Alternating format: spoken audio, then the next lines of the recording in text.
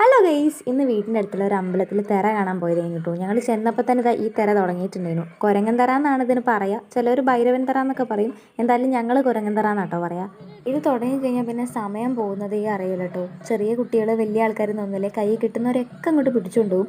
അല്ലാന്നുണ്ടെങ്കിൽ എന്തെങ്കിലുമൊക്കെ കോപ്രായം കാണിക്കും. ഇനിയിപ്പോൾ നമ്മളെ കയ്യിൽ വെള്ളത്തിൻ്റെ കുപ്പിയോ അല്ലെങ്കിൽ ബലൂണോ പേഴ്സോ ഫോണോ എന്തോ ആയിക്കോട്ടെ, ആൾ അതൊക്കെ വാങ്ങിക്കൊണ്ടുപോകും. ഞാൻ വിചാരിക്കും ഇങ്ങനത്തെ തിറയൊക്കെ ശരിക്കും പകൽ സമയത്ത് വെച്ചുകൂടായിരുന്നു. ഇതിപ്പോൾ രാത്രി ആയതുകൊണ്ട് തന്നെ കാണാനൊക്കെ ആൾക്കാർ കുറവായിരിക്കും എന്നാണ് വിചാരിച്ചത്. പക്ഷെ അത്യാവശ്യം നല്ല ആൾക്കാരുണ്ടായിരുന്നു കേട്ടോ ഈ തിറ കാണാൻ വേണ്ടിയിട്ട്.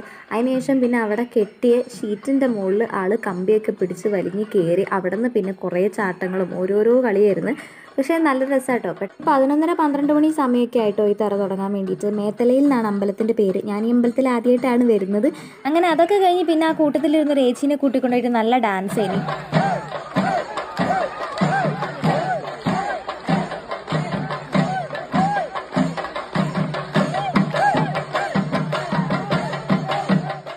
ചേച്ചിയാണെങ്കിൽ ഒരു പൊടിക്ക് വിട്ടുകൊടുക്കുക എന്നുള്ള രീതിക്ക് രണ്ടാളും നല്ല അടിച്ചുപൊളി ഡാൻസ് ചെയ്യുന്നു കേട്ടോ.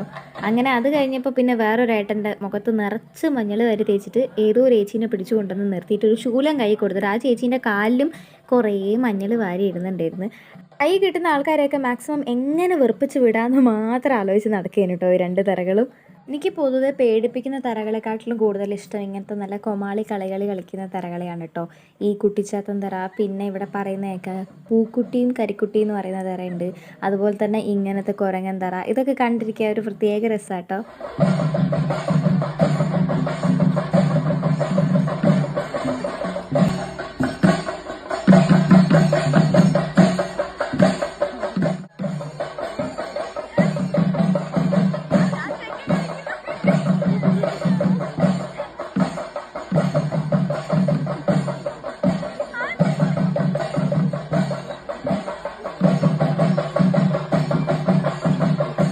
ഇവിടെയുള്ള കുറേ ചെറിയ പിള്ളേരൊക്കെ നിരത്തി നിർത്തിയിട്ട് എല്ലാവരും കൂടെ കൂട്ട ഡാൻസ് ചെയ്യുന്നു കേട്ടോ.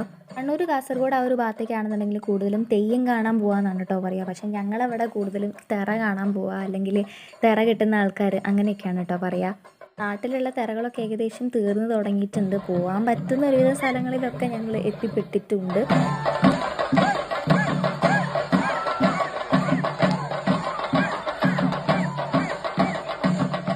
ആള് കളിക്കുന്ന പോലത്തെ സ്റ്റെപ്പ് ഇട്ടിട്ട് ബാക്കിയുള്ളവരെ കൊണ്ട് കളിപ്പിക്കലാണ് കേട്ടോ മെയിൻ പരിപാടി.